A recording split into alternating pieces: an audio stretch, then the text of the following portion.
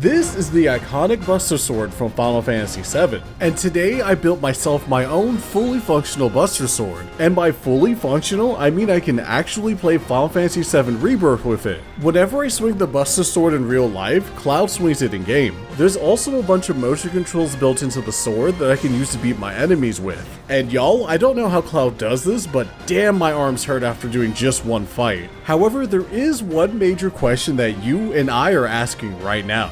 Lewis, why would you even build something like this? Well, I have a really good answer for that. It's because I really hate Square Enix.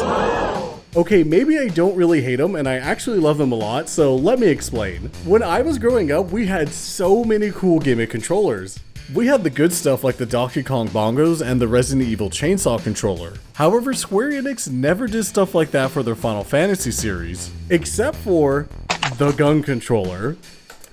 This controller was made for Final Fantasy X too, and I'm not gonna lie, this thing is really sick. Like, look at it. It's literally a gun. But their flagship title, Final Fantasy VII, never got a big-ass Buster Sword gimmick controller. And this is where I come into the picture. Look, I'm dumb enough to keep making giant controllers that do not fit in my room. So when I realized that the Buster Sword was way smaller than the Greatsword from Elden Ring, it was my time to shine. So let's go on a journey together to see why Square Enix never made a Buster Sword controller. And spoiler alert, it's really hard to do. Okay, let's first start the project off by building the Buster Sword itself. For those who don't know, unfortunately, I'm a programmer, not an artist. So my arts and craft skills are not at the level needed for this project.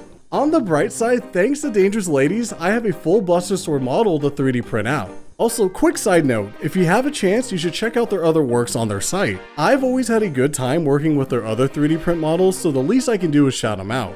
With this model, I can now start printing out the top half of the Buster Sword. While that's printing, I got to start working on the custom handle for the Buster Sword. As much as I want to duct tape a PS5 controller to the build, I don't think it will look that good if I had to bring it to a convention or something. So I built a handle that had space for some joysticks, buttons, and the wiring for them. Honestly, it's just a tube with mini tubes inside of it so I can feed the wires to the Arduino. The Arduino itself will fit in the suspiciously Arduino-shaped pommel of the Buster Sword. Speaking of Arduino, here's what the prototype of the hardware looks like. Not gonna lie, it's pretty ugly, but hey, it gets the job done. So for this build, we'll be using an Arduino Nano 33 IoT. Think of this thing as a hackable Wiimote. It has a gyroscope and accelerometer built into it, and I can use that to track some motion controls. One new and big addition to my builds is that I've added some PSP joysticks to the mix. And by big, I mean, man, these PSP joysticks are way too small. My fat fingers hated soldering the PSP joystick together. Ooh, it was awful, y'all. On the bright side, at least the joysticks are pretty cheap and they work really well. Once I got the prototype working, it was time to put the Buster Sword together. Another huge upgrade I made to this build is that now instead of using wooden dowels for support, I'm using whole-ass metal rods to hold the Buster Sword together. Now that means that this build is going to weigh so much more. Like, I have to apologize to my back right now. It's gonna be so sore after this. I am so sorry, Future Lewis. However, with the metal rods, the Buster Sword's going to be so much more stable. It didn't take too long to put the build together as the parts just slid into place. To make sure they stick together, I used some Gorilla Glue between each part. After the Buster Sword was built, it was time to spray paint it the right colors. The Buster Sword is only black and silver, so it was really easy to do. However, once the paint was dried, it was finally time to do my favorite test I do on every build. The stress test. For this test, we just swing the Buster Sword around to listen for any cracks or potential failures. Also, I bet this feels really good for the Buster Sword to be swung around like this. And yeah, I swear this is part of the stress test. I can explain. My neighbors definitely looked at me like I was crazy, but I gotta do what I gotta do. So far, I didn't hear any cracking or breaking, so we can move on from the stress test. Now we can start wiring up the Buster Sword and finally be done with building it. Don't worry about the exposed wires for now, as I did make a cover for the handle later. I just forgot to film that part because I am a terrible content creator. Being consistent in this economy couldn't be me. But with the wiring done, we are technically done with the Buster Sword controller. And by technically done, I mean we don't know if the code works with something way heavier than the prototype. The only way for us to find out is to do the testing live. So let's get some icy hots ready, because at some point we gotta start swinging the Buster Sword.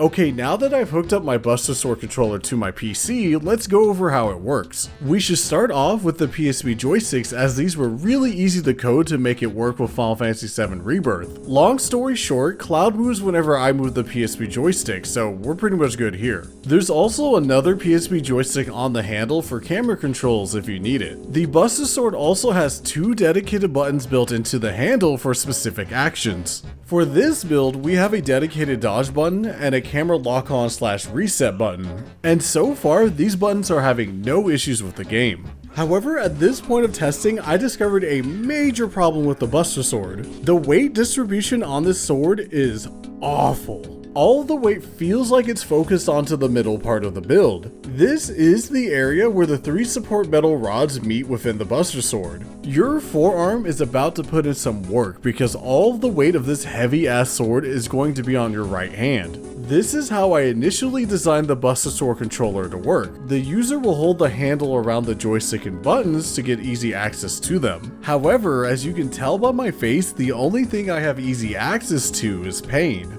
With this technique, you are putting a ton of work into just holding the thing, let alone try to swing it. Speaking of which, we should go over how the controller works with combat. First, let's start off with the basic attacks. In theory, whenever you swing the Buster Sword, the Arduino will detect it. And since the sword is huge, you can see exactly when I swing it on the graph. I programmed the Arduino to press the square button whenever the accelerometer reads a spike in the data like that. On the bright side, figuring that out made all the other motion controls way easier to program in. For example, doing the blocking motion with the Buster Sword in real life will make Cloud block in game. The gyroscope can detect where the sword is pointing, so if you're pointing it towards the ground, you're probably trying to block.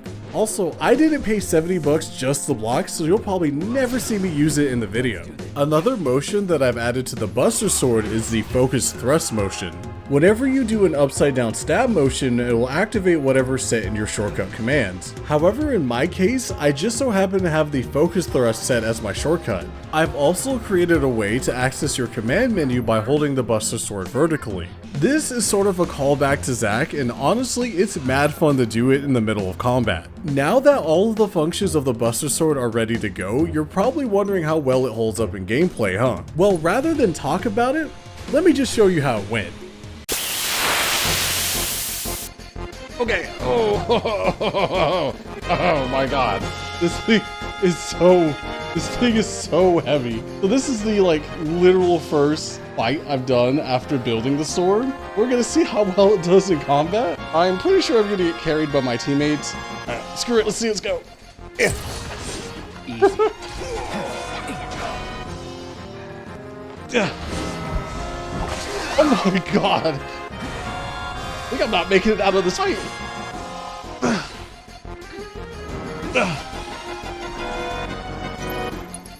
Oh my god. Okay.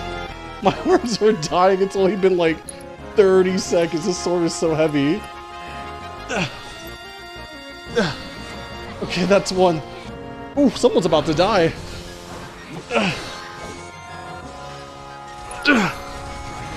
Okay, let's go. That's one.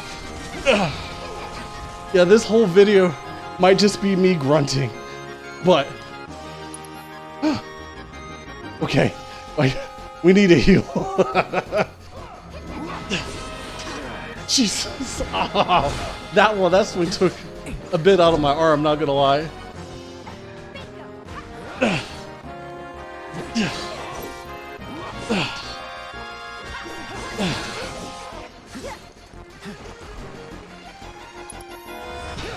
Hey, it works! Jeez. Oh, my arm. Oh my god. My arms are so tired, dude. Oh, my arm. Yeah. Yeah. Is it time to summon? I guess I need to summon right now. Yeah.